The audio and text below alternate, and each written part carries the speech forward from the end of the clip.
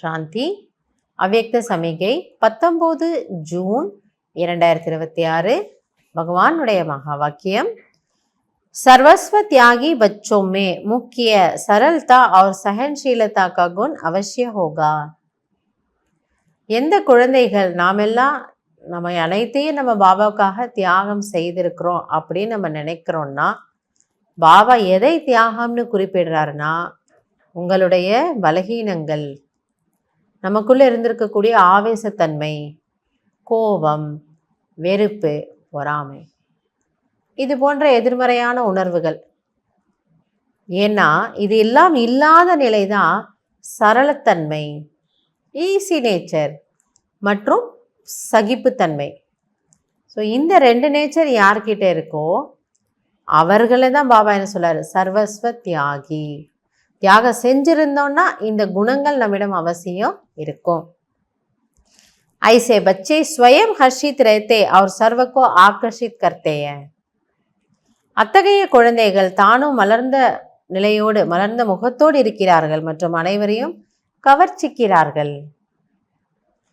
So இது வெளி உலக கவர்ச்சி அல்ல, வெளி உலகத்தினுடைய அட்ராக்ஷன் இல்லை. நல்லா என்ன சொல்ல, வெளி உலகத்தில் எப்படி பண்ணுறாங்களோ அப்படி இல்லை. ஆனால் நம்மிடம் இருக்கக்கூடிய கவர்ச்சி ஆத்மாவினுடைய அக அழகு, அக கவர்ச்சி.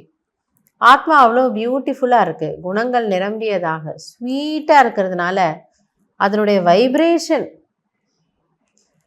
நம்முடைய வைப்ரேஷன் எல்லாரையும் அட்ராக்ட் பண்ணுது.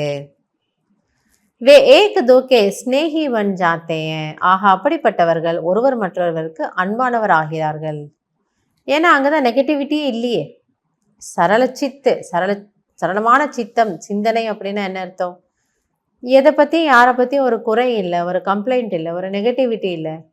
அப்போ தானாகவே அவர்கள் பிறரிடம் அன்பாக இருக்கிறாங்க. ஏன்னா மற்றவங்களோட நல்ல விஷயத்துங்களை பார்க்குறாங்க. இவங்க அன்பாக இருக்கக்கூடிய காரணத்தினால அவர்களும் நம்மிடம் அன்பாக இருப்பார்கள். அகர் சரல்தா நஹி தோ ஸ்னேஹி பி நஹி ஹோ சக்தா. ஒருவேளை அந்த ஈஸி நேச்சர் இல்லைன்னா நம்மால் ஸ்னேகியாக இருக்க முடியாது. जैसे साकार रूप में देखा, जितना ही नॉलेजफुल उतना ही सरल स्वभाव. புஜுர்கு கா புஜுர்க், பச்பன் கா பச்பன். அப்போ பாபா சொல்றார், எப்படி நீங்கள் சாக்கார ரூபத்தில் பார்த்தீங்க, பிரம்மா பாபாவை பார்த்தீங்க, அவர் எப்படி இருந்தாராம்?